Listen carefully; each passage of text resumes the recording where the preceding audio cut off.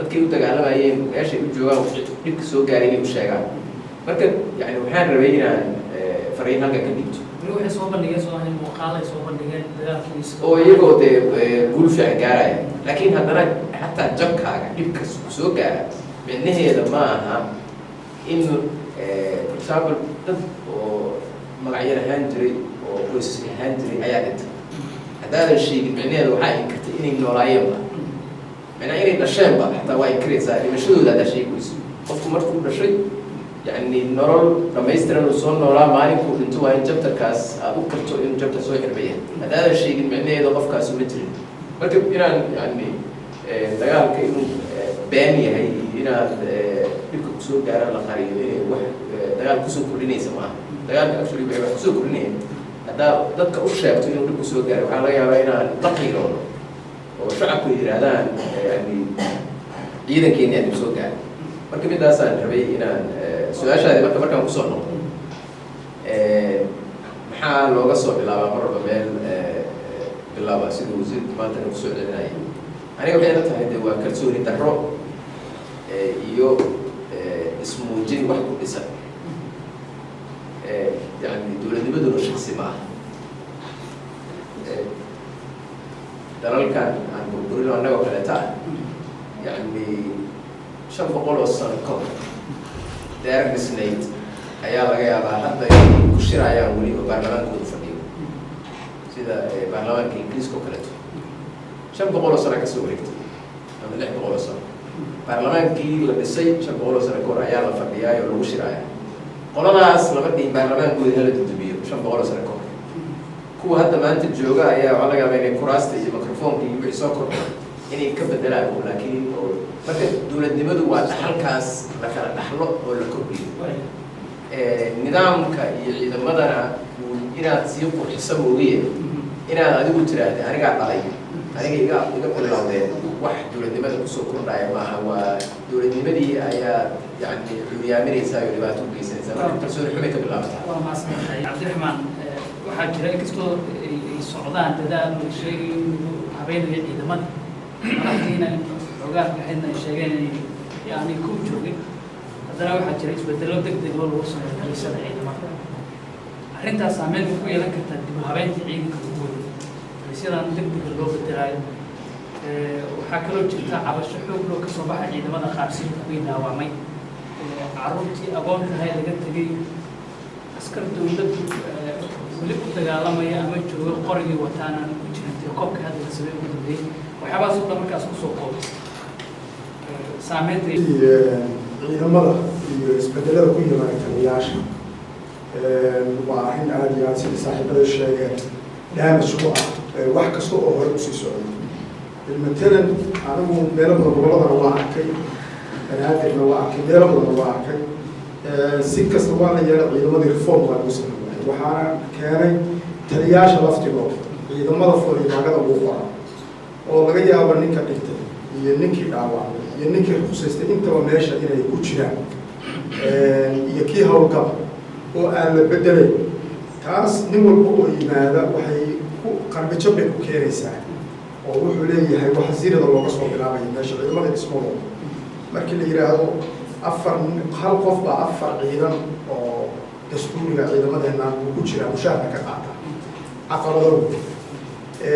arrintan ku saabsan dhaawac sideedaba ciidan macluumaadkiisa iyo niyadiisa iyo moral supportkiisa waxaa lagu ilaaliyaa in dhaawiciisana la qaado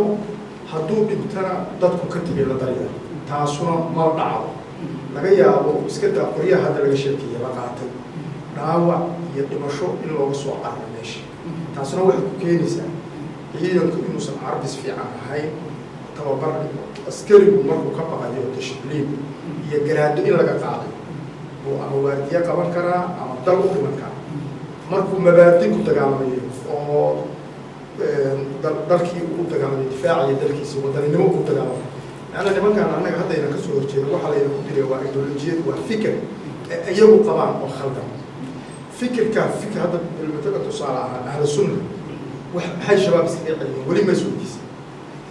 waa ideolojiyad iyo fikir waxaa isla eg waxay nimankan ka aaminsan yihiin iyo kuwan wax kii dhintaaba wuxuu leeyahay jannadii farha looga bixi maayo marka waxa weeye sidaasoo kale baa la iskaga difaaci karaa dad waa ciidan dhisan oo macluumaadka siday oo mushaarka leh oo dishibliin leh oo askarigu hadduu amarka diido aaminsan yahay in shaqadii laga qaaday garaadadii laga qaaday hadduu aaminsan yahay maanta hadduu dhaawacmo in la daryeelayo ciidankii macluumaadka niyadiisii baa dhismaysa anu marka waxaan leeyahay hadda gobollada waxaa laga shaqeeya hadda ciidamadii dhowr jeer baa waxaa layidhi ciidamaha la dhisayaa haddee siyaasadii guud haddee gaab baa jira baa meesha ka maqan ciidan iyo is-aaminaad baba jiraan dowladdan hadda halkasaa ku harsan tahay oo 2021 meel loo socdo aan la aqoon masiir umadeed anu waxaan aaminsanahay aad iyo aad inaysan aan la isugu mashquulin waa lagu ixtiraamaya waqtiga hadda ay haysato runtii oo hadda cid usoo socoto male laakiin insha allahu tacaala dib wixii kale waa iskaga daba imaanaya maxaa ka mid tahay baarlamaanka soomaaliyeed dadka adaa matala maanta oo dhan aan ka hadlayno dhibaatada ku jira maalin walba ina martida u ah waxaa raalli ku noqoteen golaha baarlamaanka in maalin walba xilka qaas lagu soo yaatay waxaan raalli ku noqotay waa ku noqotay hadda su'aalo wixii marka baarlamaanka soomaaliyeed jira ayaa waxaa la sheegaa in la kala diray hay-adda mas-uuliyadda waxaa kaloo jira in xilka qaas degdeg ay dhacdo qaraar kaloo badan baa dhaco haddana ma aragno in baarlamaanka in la xisaabtamaa madaxdiisa in ayaga dabagalka iyo xisaabtanka ayaga loogu talagala shacabka ayaga matala marka mas-uuliyad darrada dalka ka jirto soo ma dhihi karno baarlamaanka oo hay-adihii dowladda si ugu muhiimsaneed ah dadkii wakiilka ah door weyna ku leeyahay kolley ma moogtahay anaku dambigayga ma kala xaran laakiin dhibaatada jirta buu sheegaya horta fiir guddiga difaaca haddaad daba gasho waxaan u malaynayaa kii horena anaa kamid waxaa ka nahay dadka ugu korjoogtayn badan marka ay timaado qaybta wasaaradda ay ku shaqo leeyihiin iyo ciidamada waa annaga oo annagu xataa yani waxaanu sameyn intaan soo fadhiisino ayaabaanu si opena u wareysanaa shacabka iyo baarlamaanka kusoo fadhinaa wixii ka soo baxanay oo qoraalna ku jirnaa mushkiladda meesha ka jirta ku sheegaya baarlamaankii ayaabaa horta maarata miiniskii wax ku korjoogtayn lahaa ayaabaa jira dadkii adiga aad korjoogteen lahayd baa miisaanadda gacanta ku haya waa mushkilad anu maanta maxay tahay miisaanadda ugu weyn waxaa la siiyay ciidamada qalabka sida wasaaradda gaashaandhigga waa 60% maamulaya hadana ka badan laakiin guddigana waxaa la siiyay 2,000 bishii oo doolar sidee baad u korjoogtayn karaa marka anu 60 milyan oo doolar xero ma tegi karo dabagal saxa oo physical ma samayn karo waan ku yeeli karaa waa karbaashi karaa waan weydiin karaa su-aalo baarlamaanka waan keeni karaa laakiin wixii ma kor istaagi karo intaan maanta dowladda qaataano kama degi karo waxay ahayd garowe kama degi karo kismaayo kama degi karo waxa ka socda ma soo ogaan karo muuse mareeb waxaa lagu sameeyey marka program weyn oo la leeyahay waxaa la sameynaya isku dhaf ciidan iyo ciidamo la qaarmaynayo guddigii iyagu waa tegaysaa xukuumadii dhaan lacag bay haysataa budget bay haysataa kii annagu aan burburina weeye guddigii laakiin ku shaqada lahaa ma tegi karo marka waxyaabaha ugu waaweyn loo baahan yahay in lagu xoreeyo baarlamaanka waxa weeye baarlamaanku miisaaniyadiisa waa inuu madax banaanaa sida fulintu u madax banaan tahay aan la hoos geenin imika for example wasiirka maaliyadda wuxuu hoos yimaadaa guddiga maaliyadda ee baarlamaanka haddana lacagtii budgetkii baarlamaanka saa gacanta ku haya sideebad marka u kor joogteedaysaa waa mushkilad fikirgee baa rabaa inaan ka dhigto marka meesha philosophy baasha meesha iska qaban laatahay aragtida meesha iska qaban laatahay waxa weeye imika xukuumadda imika joogta philosophy ay ku shaqaynayso iyo aragtida ku shaqaynayso waxaad moodaa laba meelood ku kala dhexayso mid waxa weeye systemkii la wareegtay oo laleeyahay federaal baan ahay oo waxaa jira baarlamaan isla xisaabtamaya iyo waxaa jira magarasa fulintii iyo garsoorkii laakiin fikirka ay ku shaqaynaya waa kii militariga ahayd 1969 iyo dowladda dhex ku dhaqmaysa ee kala taliska ahayd mushkiladda horta meesha iska qaban laadahay waa halkaa marka tan keenaysa marka maamuladiina inaanay aaminin xaggii ciidamada waa taas waa soo joognaa anagu dowladda dhexe oo hal xisbi uu dalka dhan ka talinayo oo marbaa doorashada qabtaan malaynaya doorashadii malaa madaxweyne markaad joogto 99 meelaas u geliyo markaad meesha gasho hal xisbi baa ku qoranba buudka markaad gasho meesha lagu samaynayo imika waxa socda waxa weeye markaa fikirka ah kala talis sad og tahay degmooyinka imika degmooyinka 17 degmo ee gobolka banaadir dad ka socda bagarada lama yidhaahdo wakiilo ayaa jooga oo ka socda nabadii nolol ayaa dhex fadhiya xooga wadaniinta waxaa ka socdaan xafiiska madaxweynaha mushkiladda waxa marka ma xisbi ayaa heer degmadii fadhiya marka waxaa noqonaysaa xisbiyadii kalena loo ogolaa in dad geystaan mushkiladda waxaa marka systemka kalitariska ah iyo systemka federaalka isku qabanayaan marka meesha hadda dhibaatada ay ka jirto la iska fahmi laayahay waa halkaa awoodihii loogu talagalay in lagula dagaalamo ama dibadda lagula dagaalamo ama cadow lagula dagaalamo ee lagula soo jeesanayaan dadkii la maamulayay waa systemkii shuuciga markaa la soo arki jiray wey xataa labada qof isgarab fadhida ee kala baqaysa inuu xus sheegto leanna ma garanaysa inuu basaas yahay in kale marka dadka systemkii la rabay inuu adiga u ilaaliyo ka shaqeeyay adiga bulsho xorriyatul qowlka ilaaliyo oo la iska kaa xidhi karin ayaaba imika adiga aad ka baqaysaa waa mushkilad waxay waana la soo maray waana jiri jirtay waxaan rabaa dhalinyarada cusub runtii inay ogaadaan waxaa laga yaabaa in qaar iska jibaysana jiraan laakiin meesha ay akhir ku dambayn doonta waxa weeye inay xorriyaddooda ay ku waayaan iyaguna ay kala baqaan akhirka arrinta hay-adda nabadsugadda iyo sirdoonka qaranka ee aad sheegay inay la kala diray dhibaato ma ku taha qaranka laakiin waxaa jiray in ciidankii kuweysnaa qayb ka mid ah laga qaaday oo booliiska la geeyay laakiin waxaa haddana soo kordhay inay ciidamo kale tababaro u dirsatay oo laba baajkii labaad uu hadda Eritrea aaday laba mar Eritrea 600 hore loogu diray haddana Eritrea haddana la aaday Eritrea oo aan heshiisyo naga dhaxaynin oo dowladda aan ilaa hadda islogeyn in maaragtay ay ka aysan aqoonsanayn madaxweynahooda afawarki uu publicly dhihi jiray Soomaaliya dowlad kama jirto meel aan isku aqoonsanay oo inaan hadda heshiis rasmi ah galnayna maanan arkin laakiin ciidamadii booliiska lagu dhiiriyey haddana ciidamo kale la soo qoranayo marka meeshaas iska qaban laadahay ma kala dir ma jiro waan soo jirnaa barnaamijka madasha wadaadka dadweyne ee Samadoon waxaa marti ku ah halkan xildhibaan Xuseen Carab Ciise oo gudoomiyaha guddiga difaaca ee golaha shacabka ee baarlamaanka Soomaaliya wasiirkii hore ee gaashaandhigga ahaan jiray iyo Xuseen Macalin Maxamuud oo taliyihii hore amniga ee madaxweyne Maxamed Cabdullaahi Farmaajo Cabdiraxmaan Yuusuf Jaan madaxii hore ee aadna u soo dhigay sirdoonka qaranka gabadhiina waxaan bilaabnaa rajaynayna mikrofon gabadha u geeya wixii su'aalaad amniga iyo ciidamada iyo ku saabsan mikrofon gabadha magacayga waa ayaan cabdi cadeed kana tirsan yani xisbiga himilo qaran su-aasheeda qof gooni uma socoto laakiin waxaa wada weydiina mas-uuliyiinta maanta miduu qaadaadgaay su-aalihii la weydiina markaas runaanta horta sidaa wada ognahay dowladda maadaama ay tahay dowlad federaal waxaa la rabaa awoodaheeda inay ka dhigto centralization qaybiso sida aan kusoo barnay cilmi siyaasadda waxaa laga wadaa markii la kala qaybinaya awoodaha maamul goboleedadoo kaleete inuu mid walba leeyahay meesha u joogo ka taliya awood ku leeyahay dowladdan ay tahay markaas dowlad central oo ayada maaragtay head of state oo wixii dhan wada xukumayso haddana ayada ku amar ku taagnayn karin maamul goboleedada ee xukun gobollo la tegi karin laakiin rabo inay wada tashi iyo la sameysa yani see u bedelaa see u qabanaa sida aan u jeedna hadda dowladdan madaxweyne Cabdullaahi Farmaajo hogaaminaya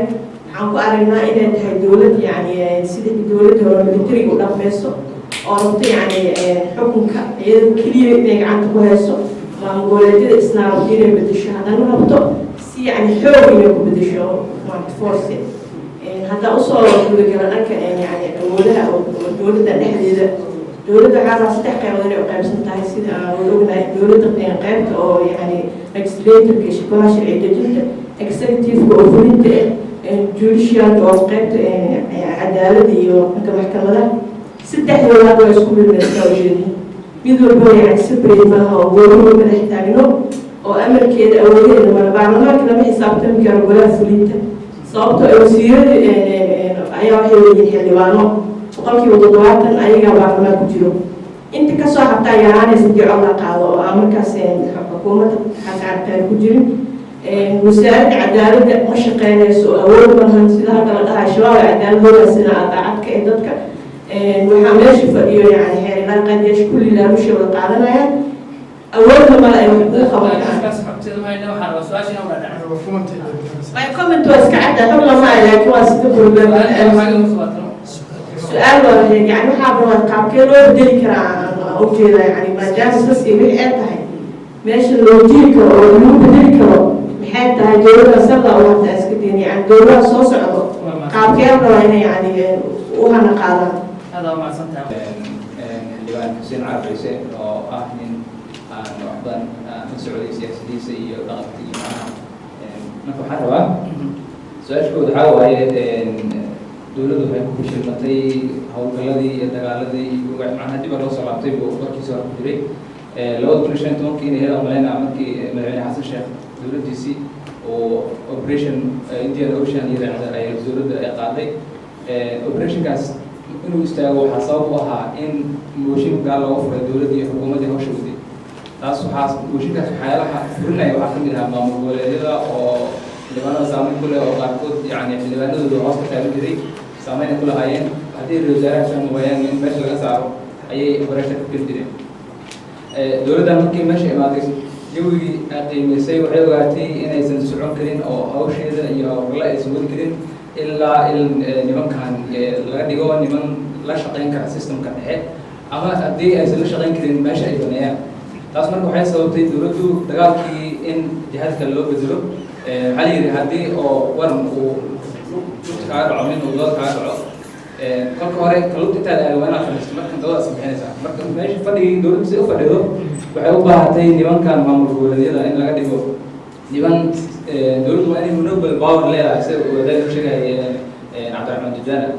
si taas loo helo madaxweynaha amarku maanta ka bixiya howlgalka noocaas la qaado kama fulahayo maamul goboleed dhammaantood macana sababe waa powerka maamul goboleed ay leeyihiin taas marka soo lasma dhihi karo sidoo kale mooshinha ka falowday gudaha xukuumadda lixda bil ugu horeysa waa soo lasma dhihi karo marka dagaalka hadda inuu meeshan ku socdo maamul goboleed oo siyaasadda dhexe la fadhiisiiyo si dowladda soo socota ay fursad ugu hesho amarkeeda inuu ka shaqeeyo dhammaan maamulada iyo gobolka si oo shaqeeya dowladdan halkaan ay siyaas laaxaysaa su-aasha labaad bas dhihi karaa marka dagaalkaas uu saxan yahay su-aasha labaad waxaa waaye Timberland maanta wax ka dhacay doorasho ka dhacday madaxweyne axmed islaam doorashada uu qabtay kama dhicin maamul labadii saddex baarlamaankii saddexdii gudoomiyihii iyo ku-xigeenadiisi iyo madaxweynihiisi siyaasadda casriga oo soomaaliya kama dhicin soo laabtaan waxaan ognahay xildhibaanada inay kurtigood ay u badan yihiin shaqaalihii wasaaradaha iyo ciidankii sida la xaqiijiyey oo warcad lagu hay madaxdii hore haddii ay wax baadila taageeraan oo bulshada u kala eexanayaan oo bulshada la dulmiyey ay dulmigii u sacabtumayaan ay taageerayaan waxaad leedihiin ha laga leexdo oo hawsha ha socotee yaana la celin soo sharcigu cid kasta masre dowladduna soo waddanka ayada ma maamusho oo amarku bixin karto oo wax ciddii amarkeeda ka hor imaado ama sharcigii bulshada ay degsatay dibinayso awood ma laha inay joojiso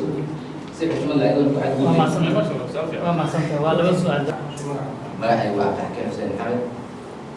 baada saxaafadda guryaha daadinaya barnaamijkan dhammaan asxaabtayda galayda midka ay halkan fadhiyo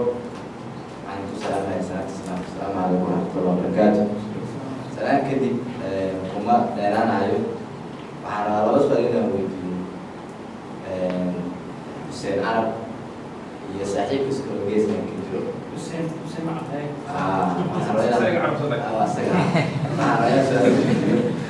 wadankan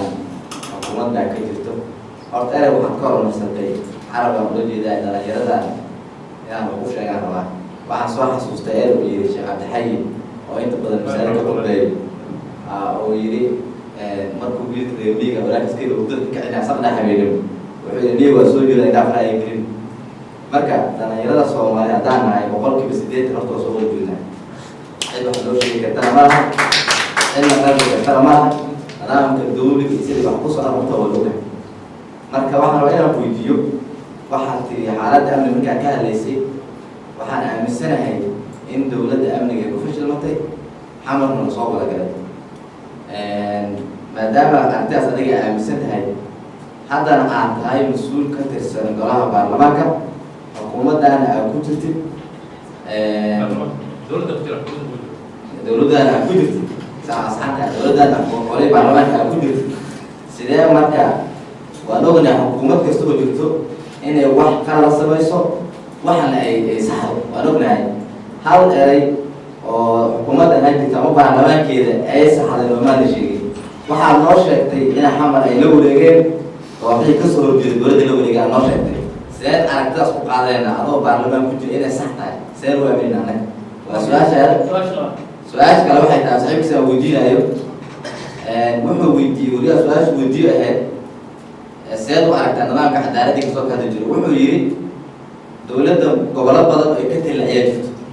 waxaana ka taliya al-shabaab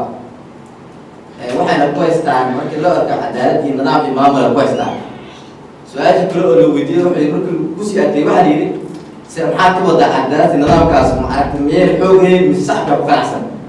wuxuu ku adkeeyey nidaamka shuruuciga dictaatooriyada ee dawladda ka jiro ayuu ku adkeeyey wuxuu yidhi dawladda way ka jirtaa dictaatooriyada ka jirtaa wey marka waxaad bardhigaysaa nidaamka shuruuciga aan ognahay wadamada ee galbeedka ka jiro oo wadankooda ay ku maamulaan iyo nidaamka al-shabaab u degsan oo shacabkii tuuloo kaystaan ay ku maamulaan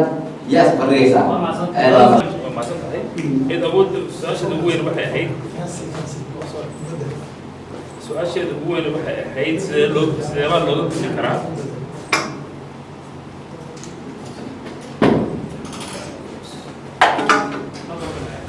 سليمان لو ذكر سؤال هذا يعني سيستم كيف كجرا مقرص السيستم كي المود فدرال يعني فوقع سيد رود ديزاين جري سيد كل مثلا مكان هو ده جدا إلى الإسقاطين كنت أنا فهمنا وين حكومتنا شقدت واحد كلام ما هو وأعباه مقطع دولة الفدرال هو حرر اسمه هينتا مامور دولة شق كلام ما سيبر كان لوسو كتير فكر مدرسة أما هالنقطة تمثيل الدستور أما هالنقطة مقارنة عينا كلام أما واحد كستم على الدمائر هي وين سير يعني ما أعرف يسكون الترف وسياسة الأسبوع فقط سياسة اللورد هي واحدة سياسة اللورد هي وين قاعدة marka mushkiladda ugu weyn waxa way saadootiin Soomaaliland Puntland maanta waa ka maqnay shirkii ka dhacay lagu falqeynayay arrimaha Soomaaliya Jubbaland waa ka maqan tahay galmudug madaxweyne ku magaalada marka waxa way gobolkii banaadir wari maqaamkiisa waa la isku haystaa marka waa hirshabelle oo kaliya marka dawladda shaqadeedu maxay ka furkaa iyo koonfur galbeed oo wali wadagtii sidii ay u dhacday doorashadeedu waxa weeye waxaa laga rabaa dawladda xukuumaddu inaan ku mashquulin wax kala isku haynta maamul goboleedyadaas maadaama federaal la qaatay oo aan u fikirin si ay tahay yani central government awoodaha oo dhan inay iyadu leedahay dawladda dhexe kaas waxay ahayd markii kala taliska magaranaysa dawladdii kacaanka laakiin maanta system kalaa la qaatay marka ninka imanaya ee xukunkaaba doonaya inuu ama madaxweyne ka noqdo ama ra-iisul wasaare ka noqdo ama xildhibaan ka noqdo ama wasiir ka noqdo haddaanu systemka aaminsanayn waa problem وأنا بدلها أو دستور كبدلها بروسس كهبلها لكن ما كوش قينا مسكحة كانوا يقولوا شو يسوون مشكلة باش تقبل ما درتوا هالكا إلا تهم يعني هاي حتى أحمد هذا الحسن وصوب النجاي حكومة وحي كانت إن برلمان كان يعني لبابيو أما أقول حكوها برلمان كويري مع مقبلتي هذا مركا ضياء وحي كبل عضيني مركا رئيس كحاس ها اسكحاس مشكلته waxa weeye saan idin sheegay xukuumaddu inuu ku mashquulsan ma inay caafimaad baarlamaanka wana fahamtaa aduu aabaha tirtir kartaa iyo hooyada u keenay yaa keenay madaxweynaha markii soo baarlamaanka keenay awoodda sare ee keenaysa maaragtay waa baarlamaanka weeye hadda baarlamaanka keenay aad leedahay waa baarlamaan waxba ka jira marka adina waxba kama jiraan ma caburin karti teeda kale oo muhiimadda markaad qurbaha ka timaado waxa weeye dalkaaga kusoo noqonaysa waxa wanaagga aad soo aragtay loo keentay dadka لأن مريكا بكيم لأن النور بكيم والله بدي أدل حتى ما نقول هو نكسر أو يدور لكن إما كان نقول مشغول عبرون برلمان عبرون معارض وسيستم لا يبلغ وسيستم كأكسر بدون سوالي بالبرسوي فكان اللي يراهم على توحي يركان إلى حكومة برلمان كشغل يسأل موشن كل بدأ موشن خلط بطلته وحكى استقر لنا حظ ليه هدي ما لليه ما أنت وحكي لنا هذا أنا بيرها وموشن مركا أنا كنت ذكر فيه وحنا هاي شارع الدولة متوحدة حتى ونكسين باور كسيف علامة وسارية وسعودة على بعض ذي حتى أنا لكن استلم يجيبوا هاي كسيحلان وكسيد كذا عيو لامجة وأنا بقيرنا سيوك عن لكن أنت هنا فهمتها بعد ذكر ولي ما بدي يرجع نيمك لقد دعي ما أود إلا ستر الجومنت محي بدو أمر ويدي أو أمر ويدي جروي ما أمر كتو لأن السيستم الدولة ما أنت هذا نين يعني كل سنة سلا ما هو السيستم بدل ما تي وقرأ oo lagu heshiiyay in la tashado federaalka sidaas ku dhisan inaad qaadaan rabin waa dastuur la bedela ugu dambaysa waxaan marnay odayaasha u deenaya dhalinyaradu yani muddada way ka kacday way ogtahay wax kasta yaas laakiin ya يعني doorashada Jubbaland waxa weeye runtii ogow dastuurka qodobka 120 wuxuu leeyahay doorashada ayaa ku shaqaaleeya maamulada dowlad goboleedka u madax bannaan maya ku sheegaya dastuurka macnihiisa waa maxay waraad u dhaqantaa ama waa inaad bedeshaa ana waxaan ku sheegaya yani sharci in lagu shaqeeya muhiima waxa aad jeceshahay waxaa laga yaabaa ninaan jeclayn inuu soo baxo waxaa leeda weliga la dhaqmi maayo waxaa la rabaa maadaama uu sharcigu saa sheegayo waa inaad sidii puntland ay ku maamulatay doorashadeeda jubbaland xaqbaleeda inu maamulato ya marka runtii waxa weeye inaka dastuurka ayaa u fasaxaya jubbaland inay iyadu maamulato oo guddi magacaabato oo ciddii kasoo baxaysa kasoo baxdo dabeedna dowladda dhexe waxaa laga doonaya cid kasta oo kasoo baxda inay la dhaqmi karto arrin yaro xagga ciidamada sorry sharcigii howlgabka iyo magaranaysaa retirementka iyo xaqsiinta ciidamada ee kala saaraysa darajooyinka iyo dhalinyaradan soo gelinaysa ciidamada waan baasnaa marka yaa hortaagan markaa kan soo horyaalla waxaa hortaagan taliyayaasha ciidamada ee 80 iyo 70 kor u dhaafay ayaa hortaagan inay socoto dhalinyaradiina waxaa la rabaa marka waxyaabaha la rabaa inaad ka dhigsan waxa weeye inay shuruucdaas oo kale la baasiyo taliyii hore ciidanka militariga taliyinka asluubta la gruubkaas ayaa barasha saaray iyagoo danahooda shaksiga eegay marka waxa weeye runtii waxyaabaha idinka idin muhiim waxaa la soconaysaa sharciyada baarlamaanku baasinayo ee rabaa inaad la shaqaysaan baarlamaanka si u hirgalaan waxaan ku malaynaa waxaan haddana malaynaa waxaa ka qaldan haddii wax wanaagsan dhacaan ama wixii adiga lagu dirsaday in laga hadlo ma baahna waxa khaldan ayaa dadku isaga soo noqdaan sharikad haddii ay hawsheedii ay faa'iido keenayso shir laysuguma yeero lama yidhaahdo faa'iidada la iska waraysto faa'iidada waa la qaybsadaa hore loo dhaqaqa marka haddii khasaaro timaado waa la iska waraystaa laakiin yani haddaan abaaro oo hadda umaan fadhino annaga howlaha amniga keliya fadhina ka hadlo laakiin dowladda waxa ay qabatay wixii aan ahayn inay dhalinyaradan oo soomaalida oo masaakiinta ah oo aanan wax faham dhamaystiran dowladnimada ka haysan in ay khiyaamaan oo ay nasarcaad ku wareeriyaan aanan ahayn oo ay qabteen ilaa hadda lama hayo hal midaan ku daraya waxaa tusaale ka ah shir ay 2 maalmood ka hor magaalada lagu qabtay dadkii ay u yeerteen oo ajnabiga ahaa oo ka markhaati kacayay warka ajnabi ka soo baxay dhammaantiis waxay ahayd dhaliilo in ay ka gaabiyeen howlihii loo idmaday howlo waxaa jira dastuurku u idmaday iyo howlo guud oo isfaham siyaasadeed oo la galay oo ugu horeeyo heshiiskii amniga qaranka oo ay yani meel hadda lagu sheego xataa afka lagama sheego iska dhaaf inuu maaragtay jire xataa afka lagama sheego marka yani dowladda aniga waxaan aaminsanahay wax ay yani macno leh waxyaabo dee oo cosmetic ah hadda anigoo hadda xanuunsan anoo xanuunsan haddaan wejiga maaragtay bool baramarsado oon isqurxiyo timaha soo shallaysto inama yani jirkii ma xanuun ka baxay maya waxaan sameeyey wax cosmetic la yidhaha waxyaabaha cosmetica marka laga soo reebo wax qaba oo iyada ama maandeedkeeda ahaa ama waxyaabihii laga heshiiya oo ay qabatay ma jirto